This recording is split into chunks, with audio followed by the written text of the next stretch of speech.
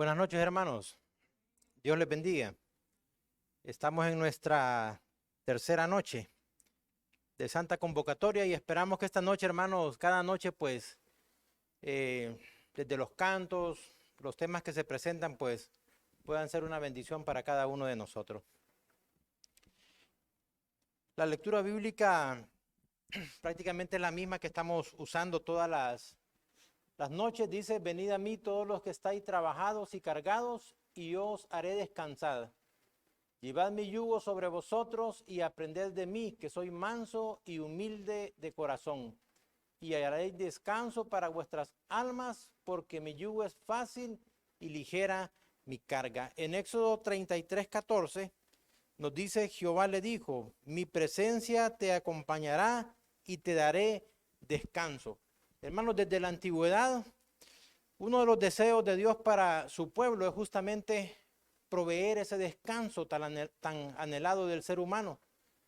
A veces, hermanos, las situaciones de la vida, los diferentes problemas que se presentan, llámelo de cualquier índole, nos sentimos cargados, agobiados, necesitados de tener paz, descanso, tranquilidad.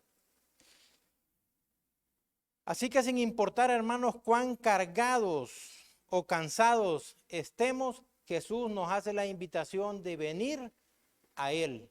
Venid a mí. Ahora bien, hermanos, en ese llamado que nos hace Jesús, debemos de considerar algunas cosas importantes. Dice ahí: errar al blanco puede ser fatal. Muchas personas sinceras que decidieron seguir a Jesús, pero en realidad seguían solamente un cuerpo doctrinal o una institución llamada iglesia. Estaban lejos de seguir a Jesús. ¿Es eso posible?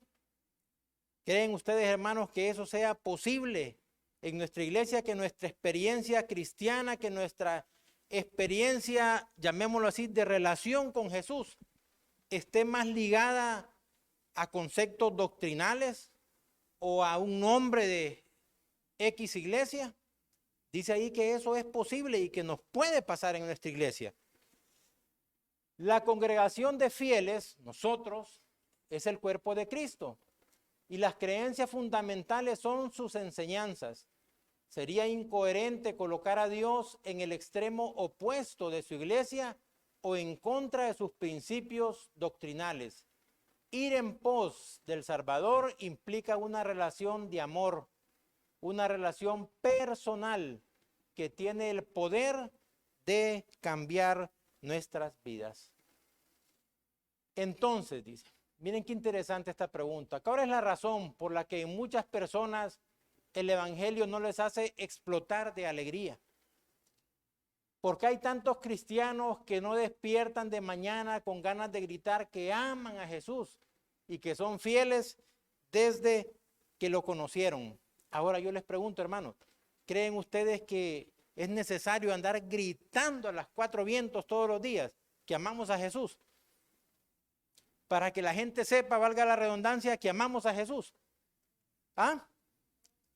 ¿Cómo debe surgir o cómo deben ver las personas que nos rodean, con quienes convivimos, o los que nos encontramos en la calle, que en realidad somos personas que amamos a Jesús, sin necesidad de gritar?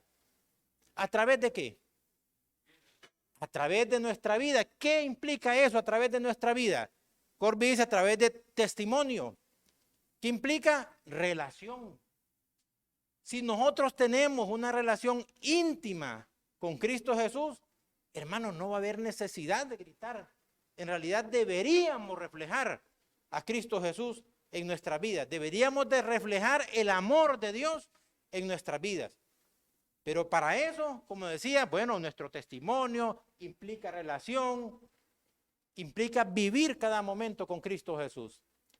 La verdad, dice, es que independientemente de lo que creamos o sintamos, Jesús nos ama infinitamente. Para Él tú eres lo más precioso que existe en este mundo. Se alegra con tus alegrías, se entristece con tus momentos de dificultad. Él no se aleja de sus hijos. Qué hermoso saber eso, ¿verdad, hermano? A ver, somos nosotros quienes nos alejamos de Dios, pero dice que Él no se aleja de sus hijos. Somos tú y yo los que nos alejamos de Él. Y cuando las circunstancias difíciles de la vida llegan, nos sentimos solos y abandonados. Dice Isaías 49:15, porque el Señor jamás se olvida de ti. Él preguntó mediante el profeta Isaías, ¿se olvidará la mujer de lo que dio a luz para dejar de compadecerse del hijo de su vientre? Aunque ella se olvide, dice Dios, yo nunca me olvidaré de ti. Maravilloso, hermanos, ver cómo Dios ama a cada uno de nosotros, y aunque a veces nos desviemos del camino o de la dirección que Dios desea que nosotros sigamos, Él siempre está llamándonos. Por eso dice el texto, la lectura bíblica, venid a mí, ven, ese llamado constante que Dios nos hace. Dice, esta es la razón por la que Jesús te llama una y otra vez. Él desea vivir contigo una experiencia diaria de comunión y compañerismo. Esa es la clave, hermanos. No es andar gritando, no es andar vendiéndonos. Dice que la clave es una relación diaria de comunión y compañerismo. Y te hace la más grande invitación que puedas haber recibido alguna vez. Venid a mí, todos los que estáis trabajados y cargados. Sería ingenuo pedirle a alguien que se aproxime si está a mi lado. Hermanos, normalmente cuando nosotros hacemos una llamada de teléfono, ¿por qué queremos comunicarnos con esa persona? Porque necesitamos la distancia, pues hay una separación. Y cuando no podemos de repente estar cerca, una llamada es un medio para sentirnos cerca de alguien.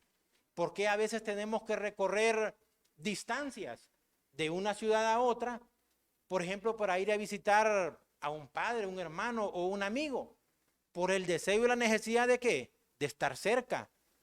Si yo quisiera estar cerca de Oscar, por ejemplo, que lo tengo allá, ¿qué tengo que hacer?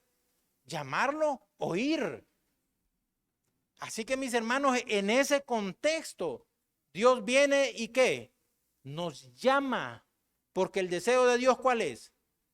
Que estemos con Él, mis hermanos, que estemos cerca, que nos dejemos influenciar por ese amor que Él tiene para cada uno de nosotros. Aunque a veces nos cueste eso, mis hermanos, y el ser humano tienda a separarse, el deseo de Dios es que nosotros vengamos a Él.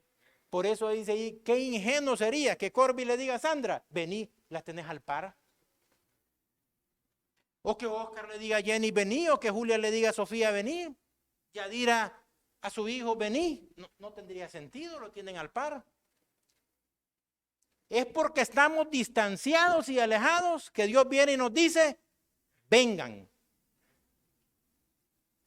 La razón de la invitación, venid a mí, es que el ser humano se ha alejado de su creador. La idea viene desde el Edén, donde el Señor se paseaba al caer la tarde.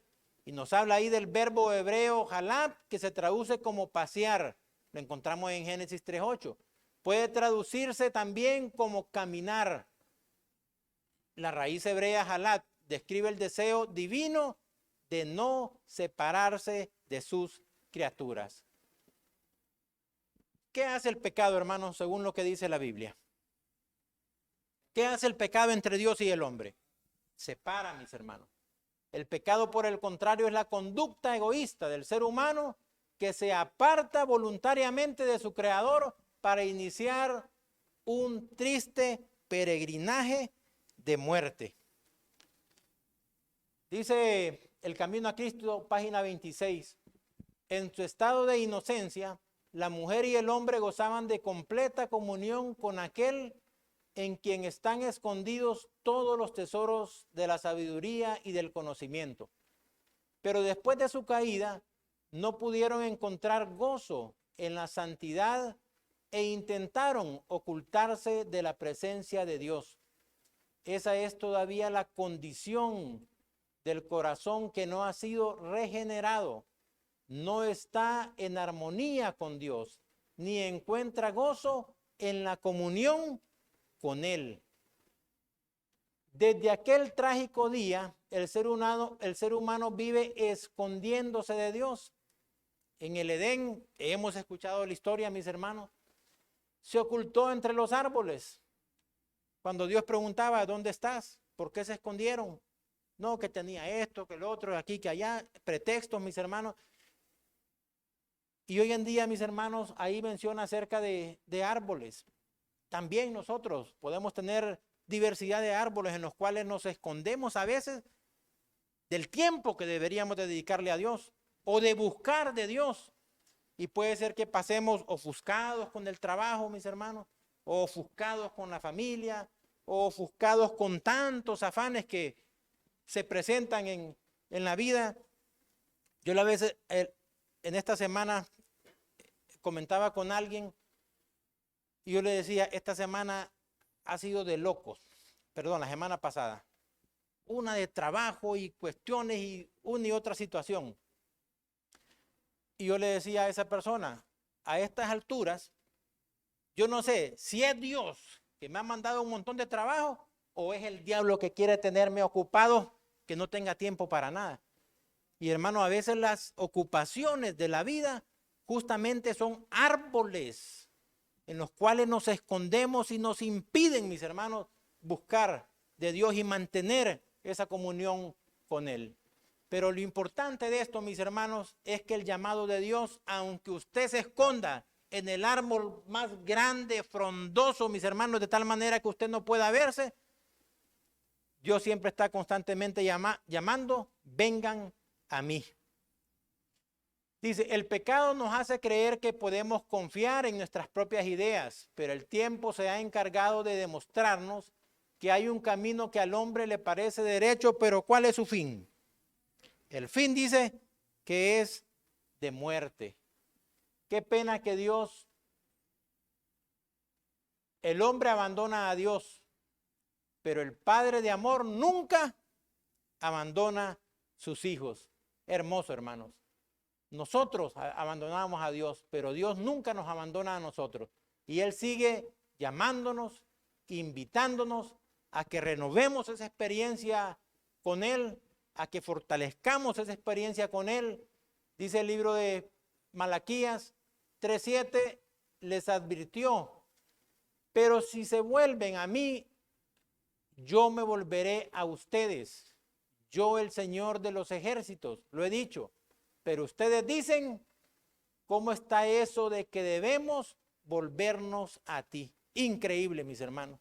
Dios llamando, Dios intercediendo, Dios tratando de atraernos, de atraer a aquel pueblo, de atraernos hoy en día a nosotros, y todavía el pueblo y nosotros preguntando, ¿cómo está eso de que debemos volvernos a ti? Dice Jeremías, qué pena. Dios los llamaba y ellos se preguntaban por qué. Claro, estaban en la iglesia todos los sábados. Cumplían con el ritual y la liturgia. Aparentemente todo andaba bien. Pero ¿cómo se encontraban? Lejos de Dios. ¿Dónde, mis hermanos? Fuera de la iglesia. Dentro de la iglesia, mis hermanos. Dice que cumplían todo, hermanos, hacían todo. Pero ¿cómo se encontraban? Dice, lejos de Dios, dentro de la iglesia, pero distantes de su Creador. No fue solo una vez que el Señor los llamó. En otra ocasión les dijo, paraos en los caminos y mirad y preguntad por las sendas antiguas. ¿Qué significaba las sendas antiguas, mis hermanos? Un camino seguro, un camino recto, mis hermanos. Y hallaréis cuál sea el buen camino y andad por él y hallaréis descanso para vuestra alma. ¿Y qué dijeron? No andaremos. Hermanos, y ese no es un problema solamente del pueblo de Israel. Ese es un problema que también en nuestra iglesia podemos tenernos. Ese es un problema que en la actualidad también puede estar en medio de nosotros. Es por eso que el Señor describe la actitud del hijo rebelde del siguiente modo. Así dice el Señor, ustedes, los cielos, oigan, y tu tierra escucha, como quien dice, testigos son. He criado hijos, los he visto crecer, pero ellos han pecado contra mí. El buey conoce a su dueño y el asno conoce el pesebre de su amo. Pero Israel no entiende. Mi pueblo no tiene entendimiento. Hay gente pecadora, pueblo bajo el peso de la maldad.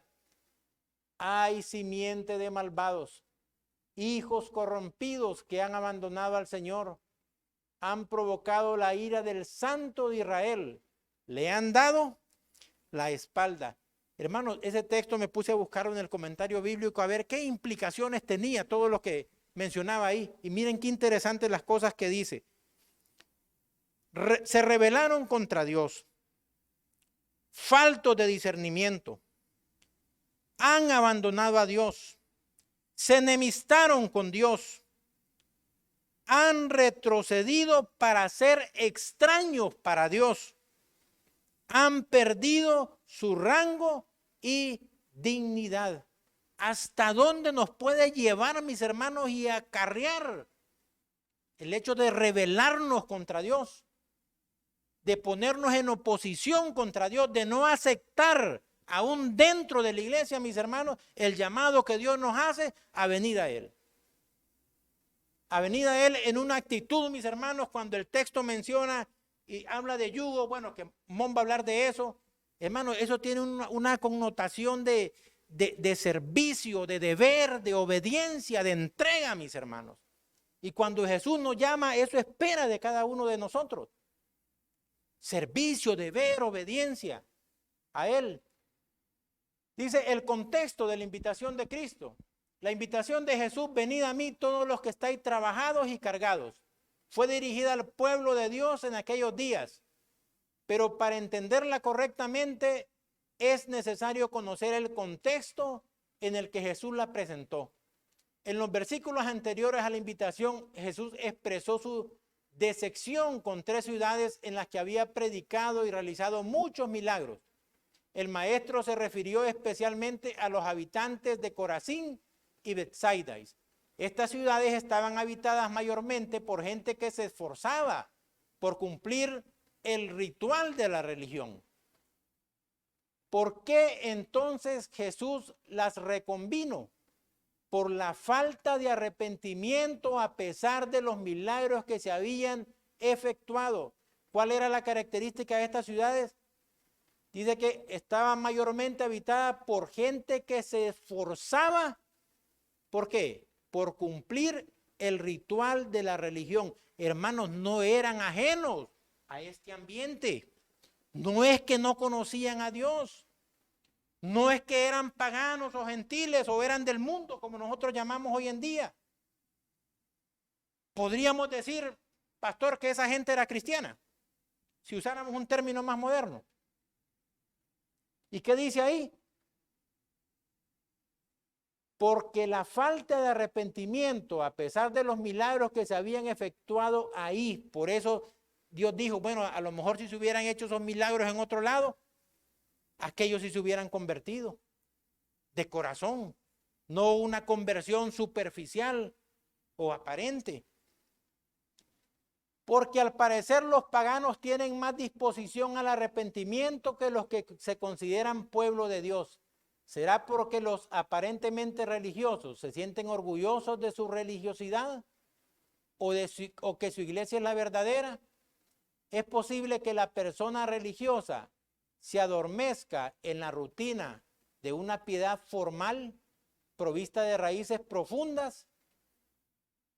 Este tipo de cristianismo no satisface las carencias del corazón por la simple razón de que el hombre o la mujer no son un objeto, sino individuos con emociones y sentimientos. Aunque el ser humano lo niegue, a pesar de que no quisiera reconocerlo, no obstante, diga que todo está bien con él, lejos de Jesús, su corazón es como un tambor hueco. Hacemos ruido, mis hermanos, pero ¿cómo nos encontramos? Vacíos. Podemos hacer escándalo, hermanos, pero por dentro estamos vacíos. Las personas que viven preocupadas únicamente por el formalismo religioso pierden mucho. Afanadas por la forma exterior de la religión, olvidan el sentido de lo que Cristo desea operar en ellas. Capernaum era uno de esos casos. Jesús había iniciado y desarrollado parte de su ministerio en esa ciudad. Sin embargo, sus habitantes rechazaron el evangelio. Eran fieles miembros de la iglesia, pero no seguían al maestro. Qué interesante, hermano. Eran fieles miembros de la iglesia, pero no seguían al maestro. O sea que podemos estar en el camino equivocado, mis hermanos, o con ideas equivocadas, o con sentimientos equivocados dentro de la iglesia. Podemos estar pensando, mis hermanos, que estamos siguiendo a Jesús, pero en realidad no es más que mero formalismo, mera apariencia, cosas que tienen que ver más con el exterior que con la parte interior. Aunque participaban de los sacrificios prescritos en el Antiguo Testamento, no lograban entender que aquel corderito que sacrificaban por sus pecados era apenas un símbolo del verdadero Cordero de Dios que quita el pecado del mundo y que estaba en medio de ellos. A los suyos vino y los suyos no le recibieron. Jesús fue enérgico con ellos al decirle: y tú, Capernaum, que eres levantada hasta el cielo, hasta el Hades serás abatida. Porque si en Sodoma se hubiese hecho los milagros que han sido hechos, en ti habría permanecido hasta el día de hoy. ¿Cuál es la invitación, mis hermanos, que se nos hace? El relato de Mateo, como preámbulo de la gran invitación del maestro, sigue diciendo: en aquel tiempo, respondiendo, Jesús dijo: te alabo, Padre, Señor del cielo y de la tierra, porque escondiste estas cosas de los sabios y de los entendidos, y las revelaste a los niños. Sí, Padre, porque así te agradó. Jesús elaboró esta oración entre las lamentaciones que pronunció por la gente preocupada, preocupada solo con la exterioridad de la religión. El maestro alzó los ojos a los cielos y dijo: te alabo, Padre, Señor de los cielos. Esta manera de dirigirse a Dios nos recuerda la ocasión en la que Melquisedec, después de recibir los diezmos de Abraham y antes de bendecirlo, se refirió al Creador por ese mismo nombre. Dios es el Señor del cielo y de la tierra. Qué pena, hermanos, que muchos no logren entender esta verdad tan simple. Es tan sencilla que Jesús dice que hasta los niños pueden entenderla. ¿Por qué a veces, hermanos, a los adultos se nos hace tan difícil entender esas lecciones? Cada día es un amanecer de nuevas oportunidades. Los errores de ayer pasaron. Si has aceptado a tu Salvador y se le confesaste tus faltas, entonces ya has sido perdonado.